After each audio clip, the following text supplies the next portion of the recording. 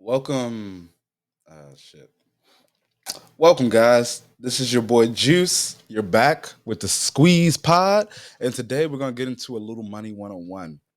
Um, so this is some financial literacy for you guys. This is that startup for anybody who's trying to grow their wealth, get better. And with these 5 steps I'm going to be talking about, you will for surely get better. And these are going to be things that they really didn't teach you in school and things you wouldn't have thought about. I'm gonna try to give you the best of my information, so bear with me and let's get into it. Let's have fun. All right. So number one, what they do not tell you and what you absolutely must know, you do not make money. You don't.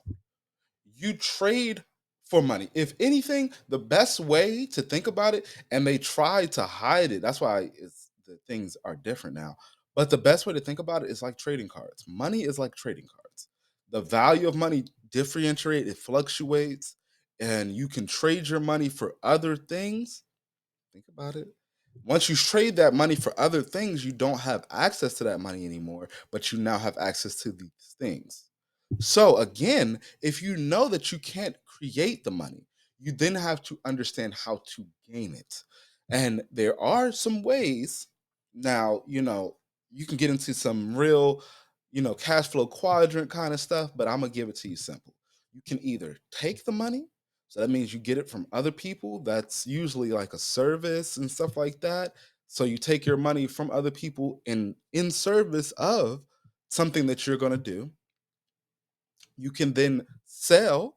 If you're a seller, then that means you gain a product or item or something similar to a service.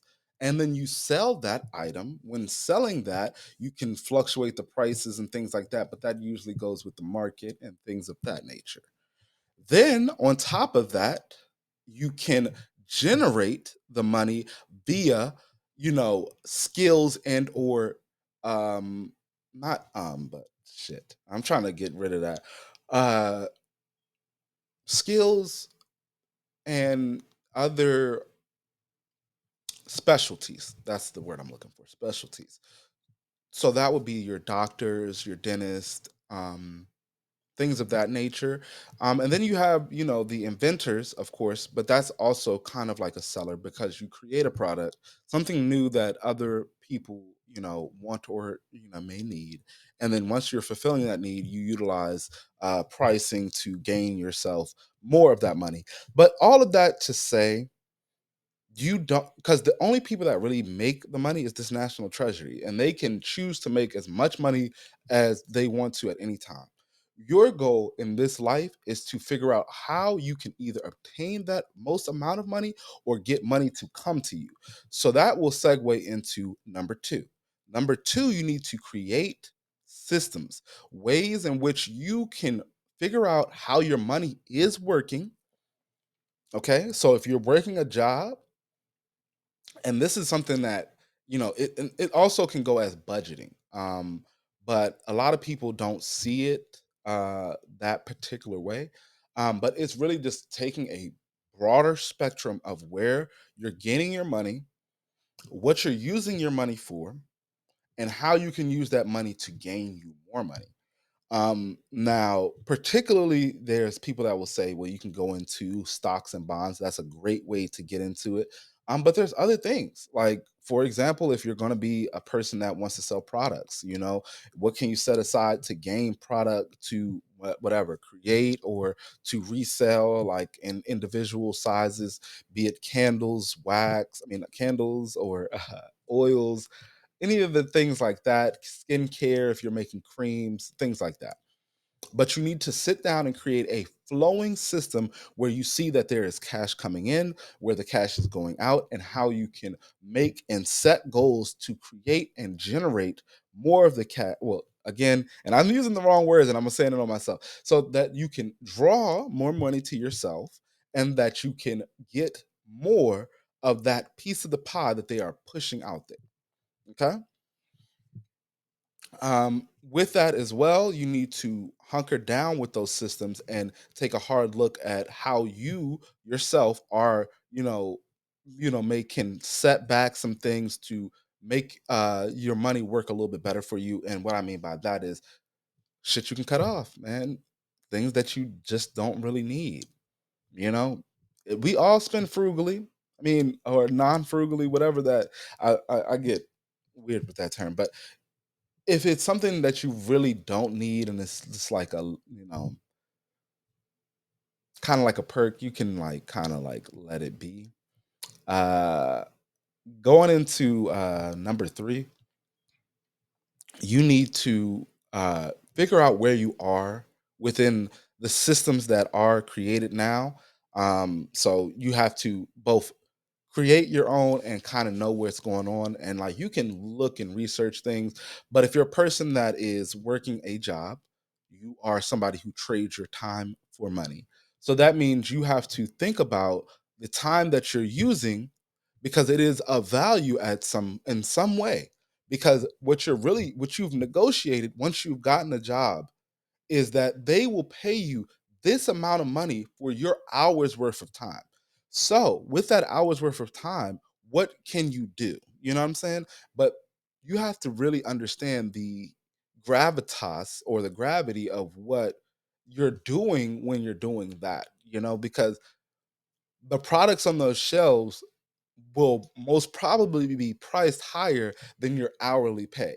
So you're all then on top of that getting a piece, it's a fraction, a little drip drop of the money that's already coming into that establishment. So let it be a store or other type of business. You're getting a partial part of that. Now, where does that rest of that money goes into infrastructure or whatever else that company may say it's going into? But then, and I'm not saying that you have to work for yourself, but you need to be aware.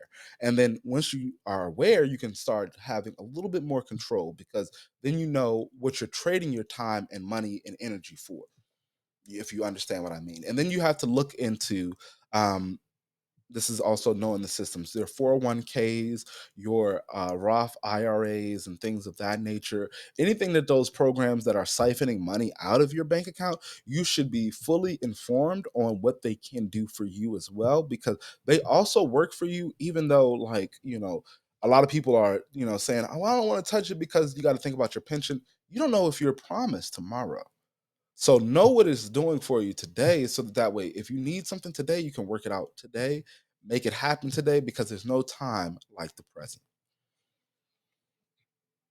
On top of that, you should know any benefits as far as like healthcare and things of that nature because it also will allow you to move into like the second a little addendum on the list of this part because we're going to talk about if you're not employed by a company, but if you're looking at it while employed at a company, you can compare your health plans to other health plans, kind of know what's you're being given and what benefits, co-pays, and deductibles, all those kind of things, medicines that they kind of direct you to, and that's a simple phone call. You can also, with the advent of the beautiful internet, you can go on the websites and find that out that way. And if you're one of these super new age, you can ask that good old chat GPT to just run down all the things to compare your your plan with something else. Bear with me, guys. I need to take a moment. I just got reminded of something. I need to take a minute. So back into it. Sorry for the momentary pause. I just needed to take care of some things. Um, what you're going to want to do though with those systems is to find out. Uh, whew, excuse me, I had a burp. You want to find out with your systems what other things can work for you because there are other benefits that you might not be aware of. So you should definitely, if you have a handbook or manual for your job, anything like that, thoroughly read it. Get to like the things that benefit you as an employee. Um, Take a large note of that. Try to divulge as much detail as you need for yourself to understand it. Call, contact via internet, email, whatever works for you to get all the information so that way you're getting the best for yourself through whatever type of employment you're going through. be that, even with the new contract job economy, which I'm very much against, guys. So if you're in that contract DoorDash stuff, man, not mad at you. You can make it a lucrative business, but you need to work out certain things like hours and like it wears you down physically and all that other kind of stuff. Now, not to say that there was anything wrong, but you're also taking away the protections that other people had while being delivery drivers. And if you see what I mean by that, it's similar to this advent of the AI where people are losing their jobs to self checkout counters, computers that will do their job. So it just shifts how the money goes. But then it just puts the labor in different places. So you have to be very aware of what you're doing with yourself because you can also choose to go and get a free certificate somewhere and then utilize your mind skills instead of your body. And I hope you guys like it. I actually want to start a workout page because before this is such a rant. And I'm sorry that I was kind of showing off. I was 300 pounds before starting this page, and I got myself down. I lost a whole person. I'll just say that, guys. Um, so now I definitely want to probably, bring you guys some other wealth as far as, gaining the body and the best version of yourself, guys, because it really just takes you really believing and taking some time on yourself, for real, guys. Back into it though. Knowing all those systems will help you to move into number four on the list, and number four would just be to take time and actually give yourself the the all. So pretty much accumulating everything in the list already, getting that information, really sitting down and getting what formulating a plan, getting the best parts of it, making it work for you, finding a way to make it something that is something that you find you can grow from, you can grow in, you can make happen. And oh, actually, let's spin it back because if you're somebody who is employed themselves, you need to also compare, or you employ yourself, or you're self-employed, you own a business, any of those things, contract work, you need to compare your stuff to other businesses, like their health, their benefits and all that other kind of stuff, because you're going to be taking all those kind of things yourself, and I'm pretty sure you all know that. But you need to be consistently looking, because if you want to be making the best deals, you got to be consistently doing it. And it's similar to just like recently, I'm not too sure how you guys do home internet, but I had to change my home internet bill, and with that I had to go look at some prices and stuff because I was comfortable with it. I've had my bill probably for 2 or so years. But, there's deals all the time. And I just, tend to forget because I'm going through the motions every day. But you can sit down and look at their new pricing and then actually rescind your bill if you're getting, if you're getting charged more for less, and, things change on a consistent basis. So you do have to keep yourself abreast. And that's just an example, but I'm pretty sure you self employed people are a little bit more aware, but I'll get into some other things that you need to think about, because it's not just yourself you will have to worry about. You have to worry about your employees, even if they're contractors or people that service and things of that nature. If you're catering, where you're getting your ingredients and all those other kind of things, and you need to consistently be aware of places and things. And now business is all about building a rapport, and that just means getting to know and networking and stuff like that. But that does not mean that you have to deal with one person alone. You have to deal with somebody you're familiar with, because we get into these familiar states. And the best thing I can ever tell you is, when you're uncomfortable, you're at your best state of mind. Okay, if you're feeling comfortable about something, then you should rethink it and reevaluate, because it's going to be easy and it's going to work out. Not the problem. It's not always going to be the best though. So think about that when you're making these decisions. Um, Now let's segue back into number four. So number four, though, is to take all this information that you have been given here, really formulate a plan for yourself, because it's gonna be a lot of information. So I mean, take your time, gather everything you need, because the best way to attack anything is to be well informed. The more you know, the better you can go. With that being said, though, take your time and evaluate everything again in detail, because the next and best thing you can do after you've figured out where your money and stuff is coming from, how to deal with it, how to shift it, and to grow it, you then need to tackle the number one thing, the most key component of this whole video is your taxes, guys. So this is again a one-on-one. It's not going to be too in depth on all these things, but you need to get that credit score up. And there are several ways to do it. And I'm going to drop a gem in a second, but you need to really work on your credit score, because all of the hidden fees that you really pay for and stuff in life, all that stuff is affected by your credit score. So all the time that you're getting paid extra interest when you're not being able to apply for certain things, it is this barrier that they made to, kind of hinder people. And it's not to say that it's a hindrance and that you can't live your life to its fullest. It is to just say you can't get into certain doors if that credit score ain't right. And the gem I was going to say I'm going to drop is the best way to increase your credit score that people do not tell you is to find out if you have any old things still lingering on your credit score. You can get those things paid off, and then you need to get your creditors to remove them from your credit score. The best way to do that, which people don't really say a lot, is to well, you first need to, again, this is where all that information gathering I tried to get you guys to do earlier will come in handy, because you need to find the creditor. Once you find the creditor, you will need to do a series of things, and they're all similar. You need to write a letter to them, a physical one. You can also type it up. It would be probably more advantageous, better for you to type it up, because you will need to then send an email asking them to remove it. And to be honest with you, I actually have a template for how to do that. If you guys really, really want to see that, please comment down below and I'll try to drop the link. If not, I won't.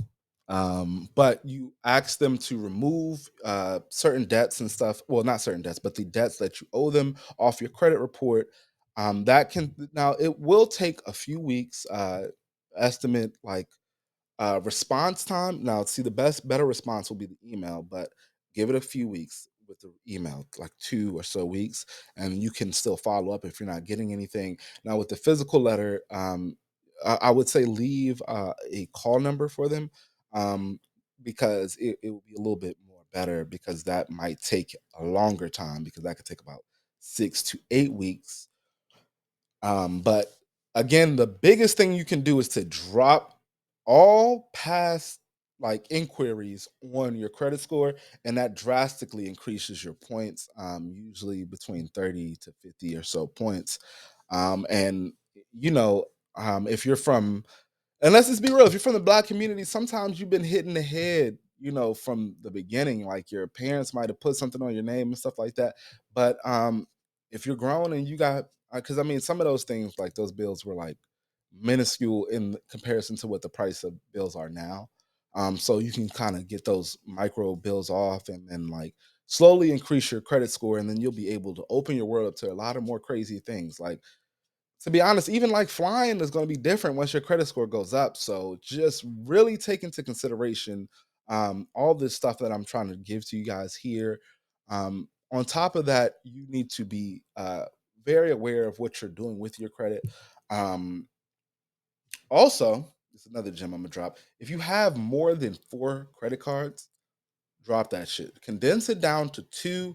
Get all your things compiled if you need to, like get a what is the thing? The word is on the tip of my tongue, but when you can, oh, I think it's a consolidation. There we go. When you need to consolidate, like if you need to get all your money or what you owe debted into one place, you can do that consolidation. But just try to focus on smaller goals, and then as you gain more, then you can kind of spread yourself out. But you shouldn't try to have too many avenues of like payment revenues, because then you'll lose track of where your money really is. So if you're a person with like multiple bank accounts, like just keep it simple. Keep it very simple, because the more you complicate it, the more complicated your money will be, the more harder it will be to find it. The more like the more issues you'll just have. And you know what I mean? And I'm not saying don't spread your money out. Like, if you have the money to spread it out, just be very abreast to what you're doing. Have have everything detailed, dotted out one by one, so that way you're not like, I don't know where my stuff is. Just keep it simple. Okay, guys, this has been the squeeze with your boy Juice. I hope you liked it. If you are enjoying it, please like it down below. If you're seeing us on YouTube, if you like it, you're gonna get some early fireworks from, like, if you're into the 4th of July, hitting that like button gives you some fireworks. If you're over here on Rumble, we love you guys and appreciate you. So come back and we'll catch you later.